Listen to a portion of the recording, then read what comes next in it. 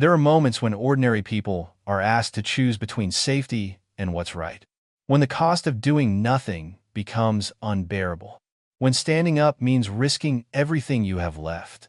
For Sarah Martinez, that moment came on a Tuesday afternoon when she had exactly $23 to her name and a choice that would change her life forever. Before we jump back in, tell us where you're tuning in from. And if this story touches you, make sure you're subscribed because tomorrow I've saved something extra special for you. What Sarah didn't know was that her act of defiance would ripple through the brotherhood of the Iron Wolves Motorcycle Club like wildfire. That within 24 hours, 150 motorcycles would thunder down Highway 67, not for revenge, but for something far more powerful: justice. Before we dive into this story, if you believe in standing up for those who can't stand up for themselves, please like, share, and subscribe. And let us know in the comments where you're watching from. Your support helps us share more stories that prove courage comes in all forms. The quick mart on Highway 67 wasn't much to look at. Fluorescent lights that buzzed like angry wasps cast harsh shadows across cracked linoleum floors. The smell of stale coffee mixed with industrial cleaner hung in the air like a permanent cloud. This was the kind of place that existed in the forgotten spaces between somewhere and nowhere, where people stopped for gas, grabbed a snack, and disappeared back into their lives. For Sarah Martinez, it wasn't a stopping point. It was home, or at least, it was survival. 26 years old, though the lines around her eyes might suggest otherwise, Sarah had been working the evening shift at Quick Mart for 8 months. 8 months since her world had collapsed. 8 months since the medical bills from her mother's cancer treatment had eaten through their savings, their house, and finally their hope. Her mother was gone now, but the debt remained a crushing weight that followed Sarah like a shadow. She lived in a studio apartment above Martinez Auto Repair, owned by her uncle Carlos. The rent was cheap because the walls were thin and the engine noise started at dawn. But it was hers, and after sleeping in her car for 3 weeks last winter, having walls and a lock that worked felt like luxury. Sarah's shift started at 3 p.m. and ended at midnight. 9 hours of scanning barcodes, counting change, and dealing with whatever mix of highway travelers, locals, and trouble that wandered through those glass doors. The pay was $12 an hour, barely enough to cover rent, food, and the minimum payments on the medical debt that would probably follow her to the grave. But Sarah had something that couldn't be measured in hourly wages: a moral compass that pointed true north, no matter how dark the storm got around her. Her mother, Elena Martinez, had raised her with a simple philosophy: Mija, you judge a person not by how they treat their equals, but by how they treat those who can do nothing for them. That philosophy was about to be tested in ways Sarah never imagined. Her manager, Derek Stillman, was everything wrong with small-time authority. 38 years old, 5'9", with the kind of Napoleon complex that made him cruel to anyone he perceived as beneath him, which was everyone. Derek had been passed over for promotion at 3 different companies, had gone through 2 divorces, and had settled into the bitter routine of making other people's lives miserable because his own felt so empty. Derek especially enjoyed targeting employees who couldn't fight back, single mothers who needed the job too desperately to complain, older workers who feared they'd never find employment elsewhere. Anyone who was vulnerable, anyone who was trapped, they became his entertainment. Sarah had learned to navigate Derek's moods like a sailor reading storm clouds. Keep your head down, do your work, don't give him any excuse to unleash his petty cruelty. It was a survival strategy that had worked for 8 months, until Tuesday afternoon, when everything changed. The day started normally enough.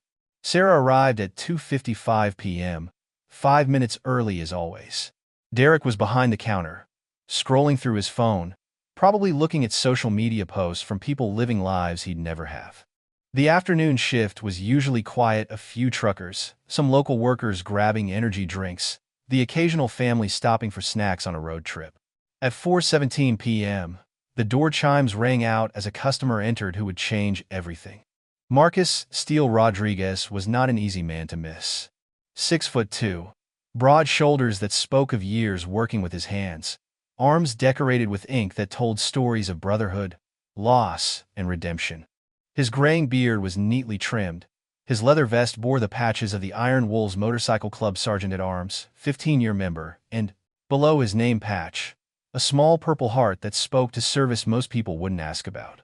What made Marcus stand out wasn't his size or his patches or the Harley-Davidson parked outside. It was the way he moved, carefully, deliberately, with a measured gait of someone whose right leg didn't work the way it used to. A roadside bomb in Afghanistan had taken 3 of his brothers and left him with a titanium rod in his femur and a limp that reminded him every day of the cost of service. Marcus had been riding solo from Phoenix to visit his sister in Oklahoma when he'd stopped at Quick Mart for gas and coffee. The ride was part physical therapy, part spiritual journey. The open road and the rumble of his Harley were the only things that quieted the noise in his head, the echoes of explosions that still woke him some nights. He made his way to the coffee station in the back corner, his movements careful but determined. The leg hurt more after 5 hours on the bike, but he'd learned to manage pain, both the physical kind and the deeper wounds that didn't show. Sarah noticed him immediately, the way any good cashier notices customers. But she also noticed the deliberate way he moved, the slight favor of his right side. Her mother had walked the same way after the chemotherapy had weakened her bones. Sarah recognized the pride of someone refusing to let physical limitations define them. Marcus poured his coffee, black, no sugar. He was reaching for a lid when Derek's voice cut across the store like a blade. "Hey, Gimp, you gonna buy that coffee or just stand there all day?" The words hit the store like a physical blow. Sarah felt her breath catch. Marcus went very still, his hand frozen halfway to the lid dispenser. The silence that followed was the kind that screams louder than any noise, thick with shock, anger, and the sudden understanding that lines had been crossed. Sarah's training kicked in the 8 months of keeping her head down, of avoiding Derek's wrath, of protecting her job, because without it, she'd lose her apartment, her food, her last foothold in a world that seemed determined to knock her down. But stronger than her survival instincts was her mother's voice. "You judge a person by how they treat those who can do nothing for them." Marcus turned slowly, his eyes finding Derek behind the counter. When he spoke, his voice was controlled, steady as granite. "Excuse me?" Derek, emboldened by the distance between them and drunk on his own petty power, doubled down. "You heard me, Pegleg. Buy your coffee and get out. You're making my other customers nervous." There were no other customers. The store was empty, except for Sarah, Derek, and Marcus. But that wasn't the point. The point was humiliation. The point was a small, bitter man trying to feel big by tearing down someone else. Sarah watched Marcus's jaw tighten. She saw him take a breath, the kind of breath warriors take before battle. She recognized the moment when a good man decides he's taken enough. But before Marcus could respond, before the situation could escalate into something that would end with police calls and incident reports, Sarah Martinez made a choice that would echo through her life and the lives of 150 Iron Wolves. She stepped out from behind the counter. "Derek." Sarah's voice cut through the tension like a knife through silk. "Stop." Derek's head snapped toward her, his face flushing red. "Get back behind the counter, Sarah. This doesn't concern you." "It concerns me when you insult our customers," Sarah said, moving to stand beside Marcus. Her heart was hammering so hard she was certain everyone could hear it, but her voice remained steady. "This man served his country. He deserves respect, not your ignorance." Marcus looked at her with surprise. In 12 years of dealing with civilian attitudes toward his disabilities, he'd grown accustomed to stares, whispers, and the occasional cruel comment. But he couldn't remember the last time a stranger had stood up for him. Derek's face went from red to purple. "Sarah, I'm warning you. Get back to work." "I am working," Sarah said. "I'm providing customer service, which means treating our customers with dignity." She turned to Marcus, her smile genuine despite the trembling in her hands. "I'm sorry about his behavior, sir. Your coffee's on the house today." It was a small gesture, maybe $5 worth of coffee and basic human decency. But to Marcus, who had spent years feeling invisible or unwelcome in civilian spaces, it was everything. Derek exploded. "On the house? On the house?" He came around the counter like a storm, his face twisted with rage. "You don't make those decisions, you minimum wage nobody. You want to give away my inventory? You want to play hero?" Then you can play hero somewhere else. You're fired." The words hung in the air like smoke from a gunshot. Sarah felt the ground shift beneath her feet. Fired. With $23 in her checking account, 2 weeks until rent was due, and a mountain of debt that would bury her without this job. But as she looked at Marcus, saw the gratitude in his eyes, saw the dignity she'd helped him keep, Sarah realized something profound. There are things more important than survival. Sometimes, there are things worth losing everything for. "Fine," she said quietly. "But you're wrong about one thing, Derek. I'm not a nobody. And neither is he." She untied her Quickmart apron, folded it carefully, and set it on the counter. Then she walked to the coffee station, grabbed a handful of napkins, and handed them to Marcus. "Road coffee can be messy," she said with a smile that was braver than she felt. Marcus took the napkins, but his eyes were studying her face. "You just lost your job for me. Why?" Sarah thought about her mother, about dignity, about the kind of person she wanted to be, especially when it cost her everything. Because it was the right thing to do. Marcus nodded slowly. He reached into his wallet and pulled out a $20 bill, placing it on the counter next to Sarah's apron. "For the coffee," he said to Derek, whose face was still twisted with fury. Then he looked at Sarah. "What's your name?" "Sarah Martinez." "Sarah, I'm Marcus Rodriguez. People call me Steele." He paused, seeming to weigh his words carefully. "I ride with a club called the Iron Wolves. We've got a code about how we treat people who show courage. Might I have your phone number? I'd like to stay in touch." Sarah felt heat rise to her cheeks. Yes, of course."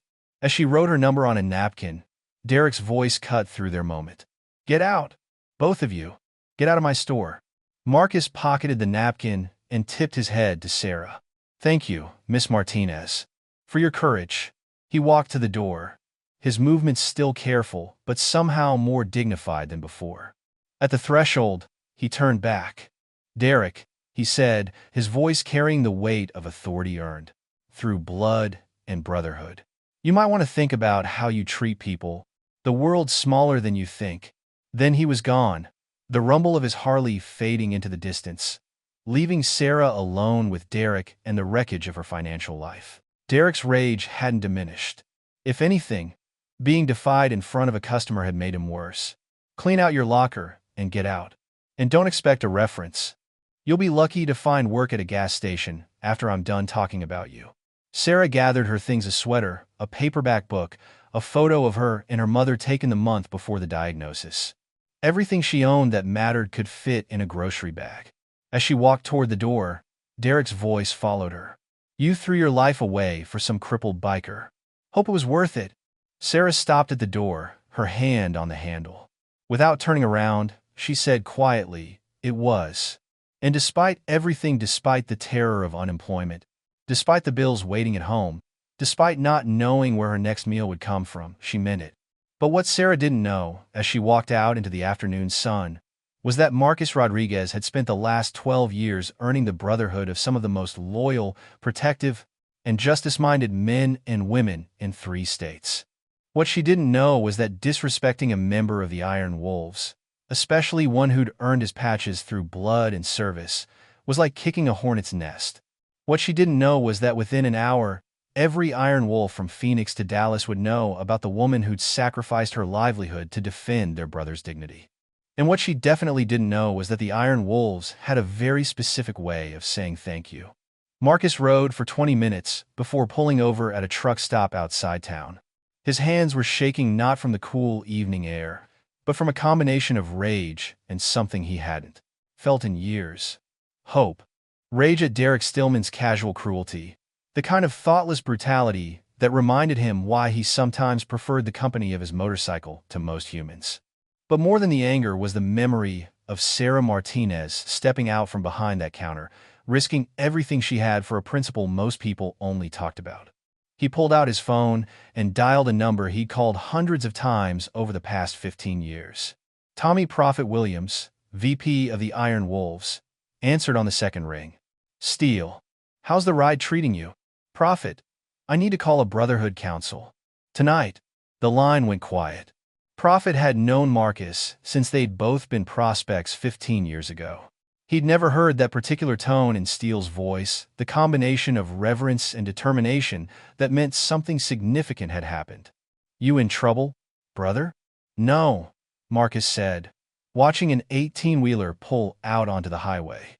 "But we've got a situation that requires the club's attention. A woman just lost her job defending my honor. The club needs to know about it." Prophet didn't ask for details. That wasn't how the Iron Wolves operated. When a patch member called for Brotherhood counsel, you answered. "Where are you?"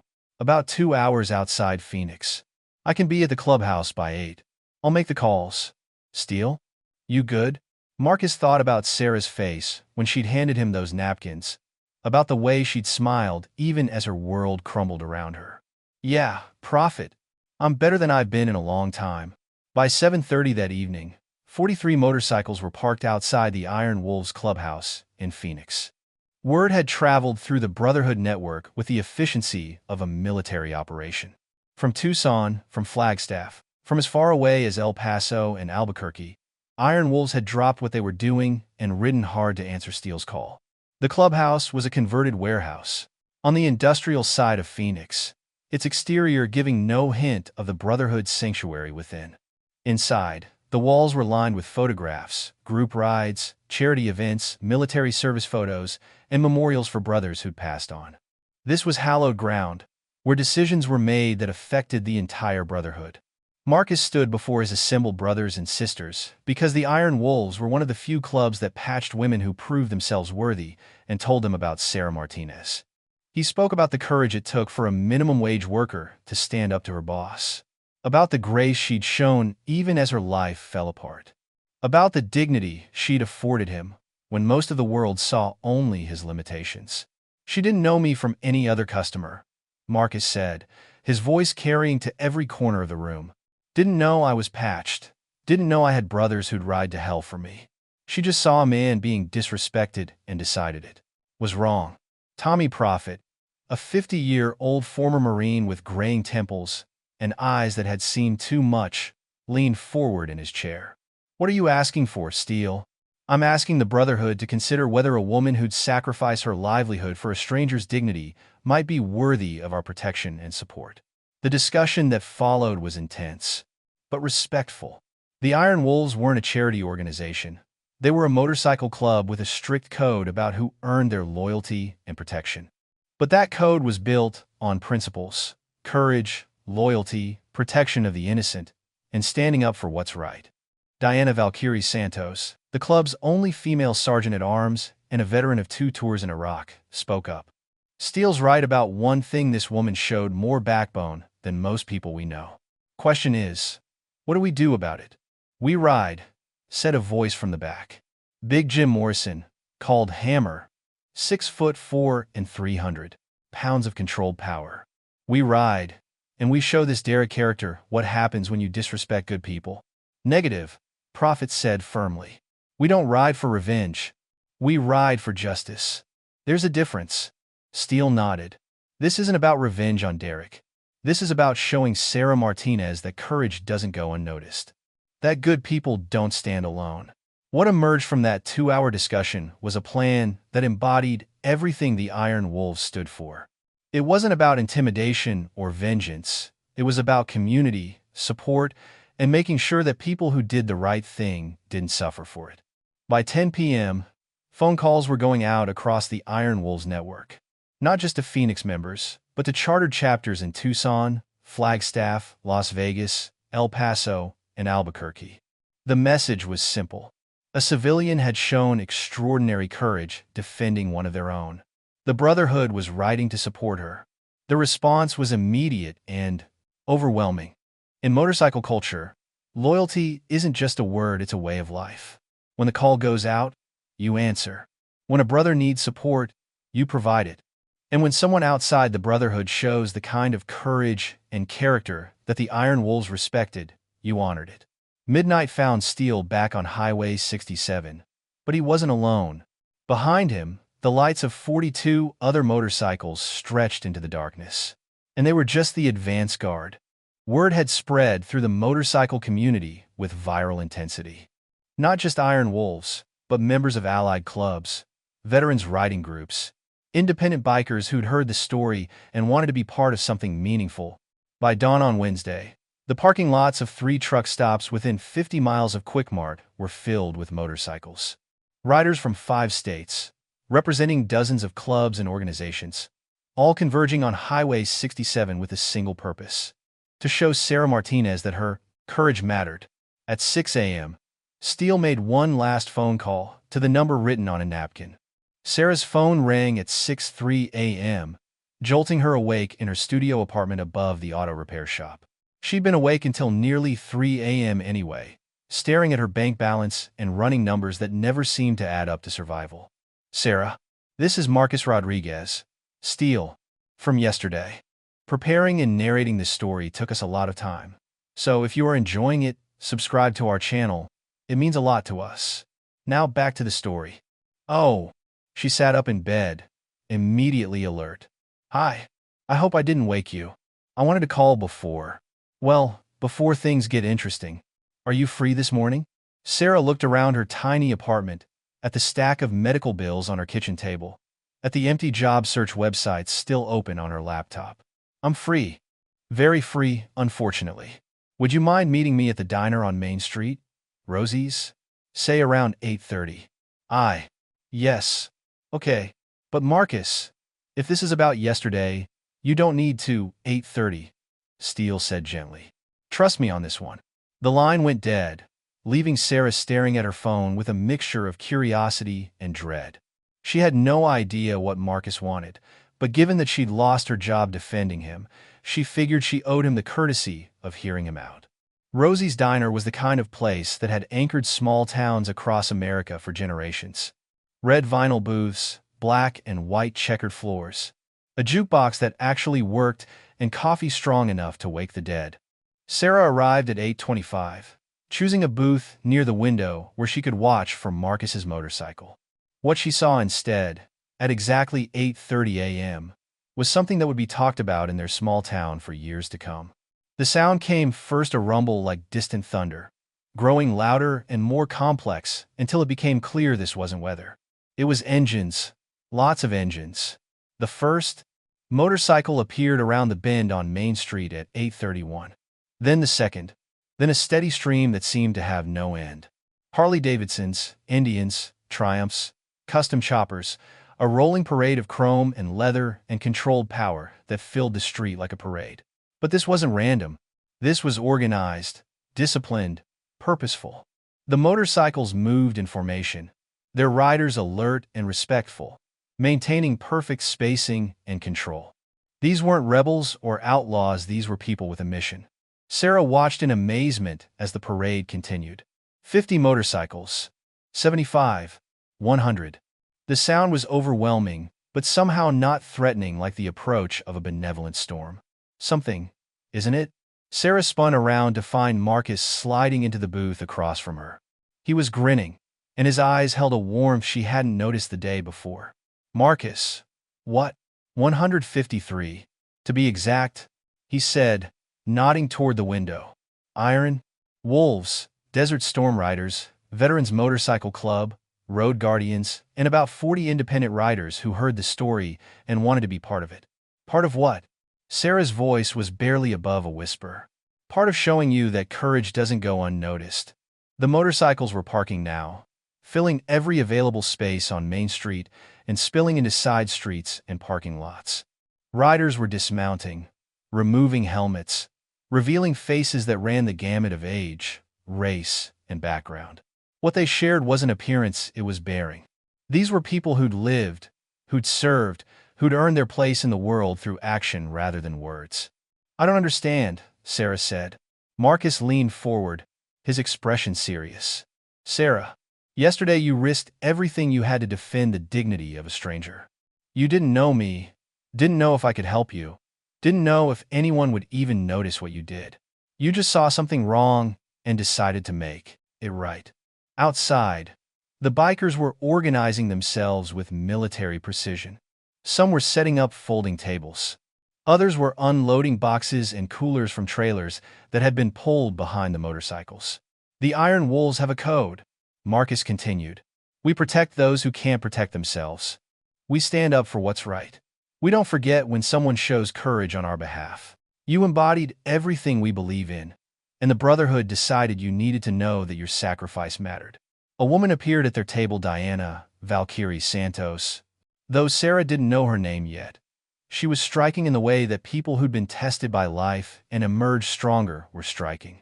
Her graying hair was pulled back in a practical ponytail. Her leather jacket bore patches that spoke to military service, and her eyes were kind but alert. You must be Sarah, she said, extending her hand. I'm Diana. We need to talk. For the next hour, in that red vinyl booth in Rosie's diner, Sarah learned about the Iron Wolves, about their charity work, toy drives for underprivileged children, support for veterans organizations, fundraising for families facing medical crises, about their code protect the innocent, stand up for justice, never abandon a brother or sister in need. The thing is, Diana explained, we don't just see you as someone who helps steal. We see you as someone who embodies the values we try to live by. And people like that don't go through hard times alone. Outside, the bikers had transformed Main Street into something resembling a festival. Tables were loaded with food, homemade chili, sandwiches, desserts prepared by wives and girlfriends and the bikers themselves. A stage had been set up, and someone was tuning a guitar. Children from the neighborhood were wandering among the motorcycles, wide-eyed with wonder, while patient bikers explained the intricacies of chrome and engine displacement. But this wasn't just a motorcycle rally. This was something deeper, a community responding to an act of courage with support and solidarity. We took up a collection, Marcus said, sliding an envelope across the table. Nothing fancy, just what the brothers and sisters could spare. Should cover your rent and bills for a couple months while you find new work. Sarah's hands trembled as she opened the envelope. Inside were bills, 20s, 50s, hundreds more money than she'd seen in one place since her mother's medical bills had consumed their savings. I can't accept this, she whispered. You can and you will, Diana said firmly. This isn't charity. This is community. This is what happens when good people look out for each other. But I don't know how I'll ever pay it back. Marcus smiled. You already did. Yesterday, when you stood up for what was right. That's a debt that can't be repaid. It can only be passed forward. Tommy Prophet appeared at the table then, a distinguished man whose presence commanded respect without demanding it. Sarah Martinez? I'm Tommy Williams, Vice President of the Iron Wolves. Mind if I join you for a moment? As Prophet slid into the booth next to Marcus, Sarah noticed that the entire diner had filled with bikers. But they weren't loud or disruptive. They were respectful, polite, treating Rosie's staff with the same courtesy they'd show in their own homes. Sarah, Prophet said, I want you to understand something. What happened yesterday, what you did, it represents everything we try to stand for. Courage, integrity, standing up for people who can't stand up for themselves. You didn't know Steele was a member of our brotherhood, but you defended him anyway. That means something to us. He paused, studying her face. We've been talking, and we have a proposition for you. A proposition? The Iron Wolves run a charitable foundation, youth programs, veteran support, and community outreach. We need someone to coordinate our efforts, someone who understands what it means to sacrifice for others. The position comes with a salary, benefits, and the support of every member of our brotherhood. Sarah felt tears welling in her eyes. You're offering me a job? We're offering you a calling, Diana corrected. A chance to turn your courage into something that helps others. The sound of motorcycle engines revving brought their attention back to the street. But this wasn't the Iron Wolves preparing to leave. This was something else entirely. Through the diner window, they could see a different kind of procession approaching. Police cars, their lights flashing, a black SUV that screamed official business, and bringing up the rear, a silver pickup truck that Sarah recognized immediately. Derek, she whispered. Marcus's jaw tightened. Well, this should be interesting. Derek Stillman had arrived at his Quick-Mart that morning to find his parking lot occupied by more motorcycles than he'd ever seen in one place. The bikers weren't threatening. They were just there, filling up with gas, buying snacks, conducting their business with quiet efficiency. But their presence had unnerved him enough to call the police. What Derek didn't understand was that he'd just made the worst mistake of his adult life. The police cruiser that pulled up in front of Rosie's diner belonged to Sheriff Margaret Maggie Coleman, a 25-year veteran of law enforcement who'd earned her position through competence, integrity, and the kind of common sense that seemed increasingly rare in modern policing.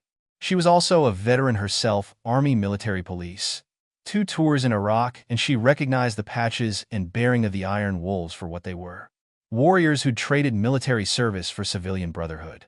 Sheriff Coleman stepped out of her cruiser and surveyed the scene on Main Street. What she saw wasn't chaos or intimidation, it was community. Bikers sharing food with local residents. Children laughing as they sat on motorcycle seats. Elderly townspeople chatting with leather-clad veterans about shared experiences of service and sacrifice. Derek Stillman emerged from his silver pickup like a man spoiling for a fight. His face was red with indignation, his movements sharp with the kind of righteous anger that small-minded people cultivate when the world doesn't conform to their expectations. "Sheriff Coleman," Derek's voice carried across the street. "Thank God you're here.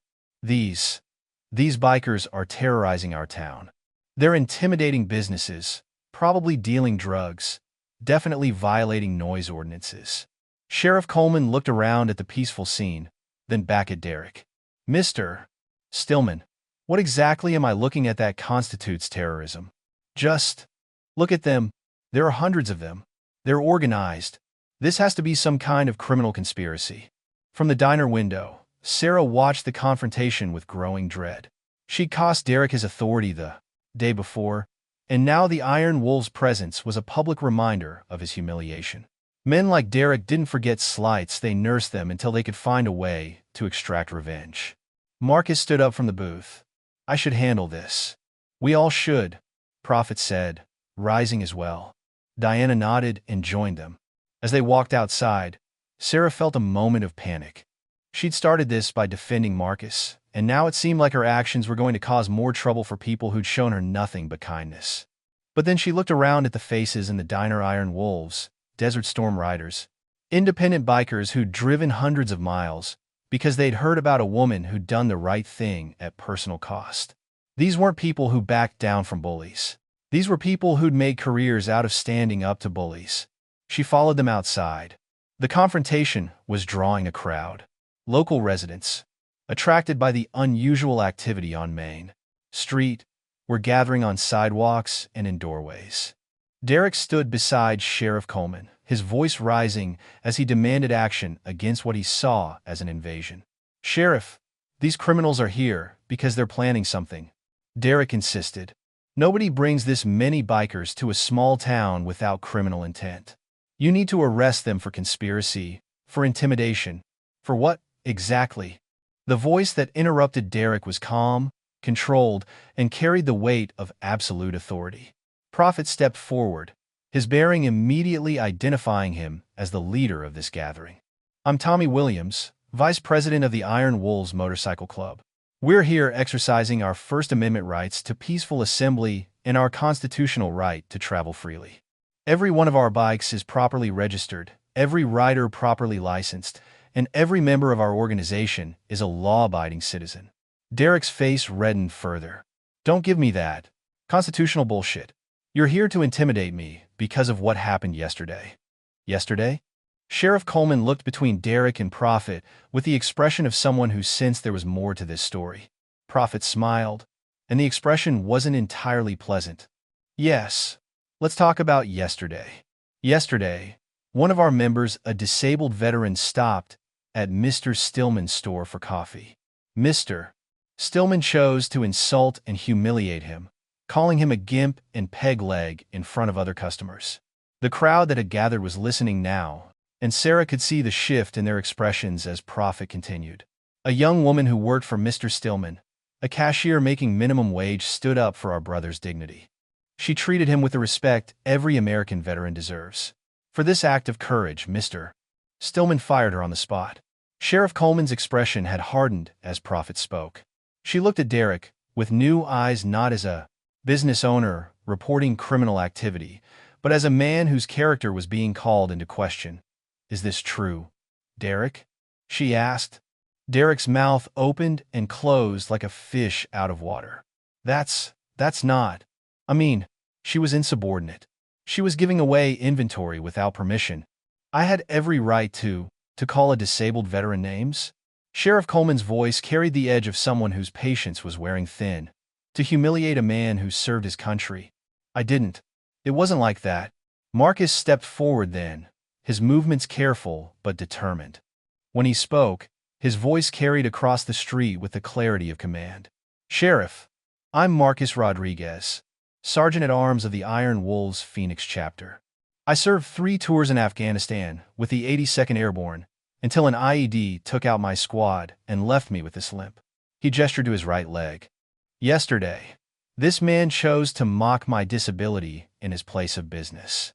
A woman, named Sarah Martinez, chose to defend my dignity at the cost of her own livelihood. The crowd was completely silent now. Even Derek had stopped talking, perhaps finally realizing that his version of events wasn't playing well with an audience that included several other veterans. We're not here for revenge, Marcus continued. We're here to show appreciation, to demonstrate community support for someone who showed courage. To prove that when good people do the right thing, they don't stand alone. Sheriff Coleman nodded slowly. She'd served in combat zones, where she'd seen the best and worst of human nature under extreme stress. She recognized integrity when she saw it, and she recognized its absence just as clearly. Derek, she said, turning to face the Quick Mart manager. You have every right to call the police when you feel threatened. But you don't have the right to waste public resources because you're embarrassed by your own behavior. But Sheriff, I'm not finished. Sheriff Coleman's voice brooked no argument. These people have broken no laws. They're conducting themselves peacefully and respectfully. If anything, they're contributing to local businesses. I can see from here that they've been patronizing the diner, the gas stations, the convenience stores. She paused, studying Derek's face. You want my advice? You should be apologizing to Mr. Rodriguez for your conduct yesterday, and you should be thanking Miss Martinez for showing more character in one moment than you've shown in years of running that store. Derek's face went through several shades of red and purple. I don't have to stand here and listen to this. No. Sheriff Coleman agreed. You don't. You can get in your truck and go back to your store. But understand this, if you call my department again, with frivolous complaints, if you waste our time because you can't handle the consequences of your own actions, you'll find yourself facing charges for filing false reports. As Derek stalked back to his truck, muttering under his breath, Sarah realized she was holding her breath. When he drove away, spinning his tires in a display of impotent rage, she felt something she hadn't experienced in months. Safety. The crowd began to disperse then, but not before something remarkable happened. Local residents began approaching the bikers, thanking them for their service, sharing their own stories of military experience, asking about their charitable work. Mrs. Henderson, who owned the hardware store, invited the Iron Wolves to set up a booth at the annual Veterans Day celebration. Frank Rodriguez, no relation to Marcus but a Korean War veteran, spent 20 minutes comparing service experiences with Prophet.